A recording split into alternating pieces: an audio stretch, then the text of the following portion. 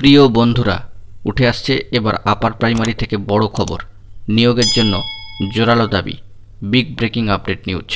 অত্যন্ত গুরুত্বপূর্ণ খবর থাকছে এই ভিডিওতে।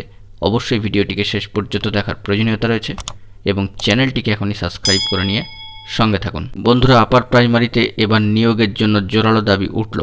আজকে মহামান্য কলকাতা হাইকোর্টের ডিভিশন বেঞ্চে আপার প্রাইমারি শিক্ষক নিয়োগ সংক্রান্ত মামলার শুনানি ছিল।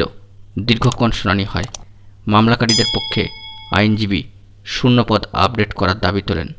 অন্যদিকে স্কুল সার্ভিস কমিশনের পক্ষ থেকে দ্রুত শিক্ষক নিয়োগের কথা তুলে ধরা হয়। সম্মানীয় বিচারপতি সুব্রত তালুকদার মহাশয় এবং সম্মানীয় বিচারপতি সুপ্রতিম ভট্টাচার্য মহাশয়ের ডিভিশন বেঞ্চে এই দিন শুনানি হয়।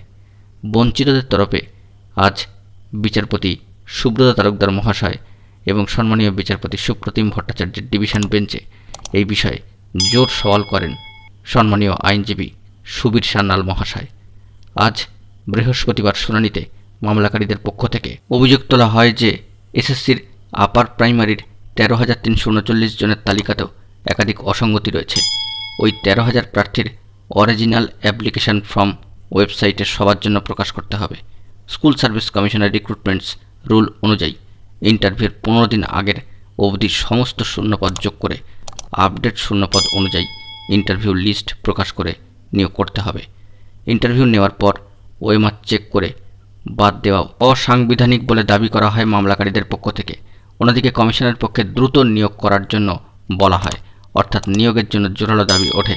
শিক্ষক সংকটে স্কুলগুলোর পঠন পাঠনের সমস্যার কথা তুলে ধরা হয়। এসএসসি মহামান্য আদালতের কাছে স্থগিতাদেশ তুলে নিয়ে দ্রুত নিয়োগের দাবি জানায়। বন্ধুরা, ফের আবার অর্থাৎ আগামীকাল এই মামলার শুনানি হবে। দুই বিচারপতি আগামীকাল সকাল 10:30টায় ফের সব পক্ষের বক্তব্য শুনবেন বলে জানিয়েছেন। দীর্ঘ 8 বছর ধরে স্কুল সার্ভিস কমিশনের অর্থাৎ এসএসসির মাধ্যমে আপার প্রাইমারি শিক্ষক নিয়োগ ঝুলে রয়েছে। ইতিমধ্যেই বন্ধুরা, আপার প্রাইমারি নিয়োগের জট কাটাতে স্কুল সার্ভিস কমিশন 2টি হলফনামা ইতিমধ্যেই জমা দিয়ে দিয়েছে এবং তাতেই নতুন তথ্য সামনে আসছে। ঠিক উত্তরে সাদা কালি দেওয়া হয়েছে, এই নিয়ে নতুন দ্বন্দ্ব তৈরি হয়েছে। সম্প্রতি মহামান্য কলকাতা হাইকোর্টে অতিরিক্ত হলফনামা জমা দিয়েছে এসএসসি বা স্কুল সার্ভিস কমিশন।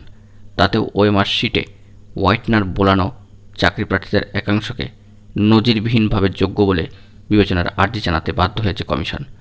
যদিও 27শে মার্চ মহামান্য আদালতে জমা দেওয়া আপার প্রাইমারি নিয়োগ ও মেধা তালিকা সম্পর্কিত প্রথম ও মূল হলফনামায় এসএসসি জানিয়েছিলেন সংশ্লিষ্ট প্রার্থীদের ওএমআর শিট ডিফেস্ট বা বিকৃত। প্রসঙ্গক্রমে উল্লেখ্য যে 20শে এপ্রিল জমা দেওয়া অতিরিক্ত হলফনামায় কমিশন জানিয়েছেন প্রায় 750 চাকরি প্রার্থীর ওএমআরে ঠিক উত্তরেই হোয়াইটনার বোলানো আছে।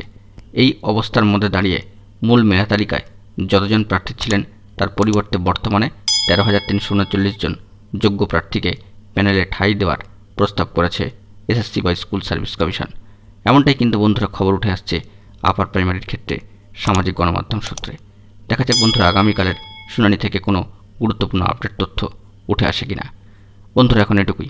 সকলে ভালো থাকবেন ও চ্যানেলটিকে এখনই সাবস্ক্রাইব করে সঙ্গে থাকবেন। ধন্যবাদ।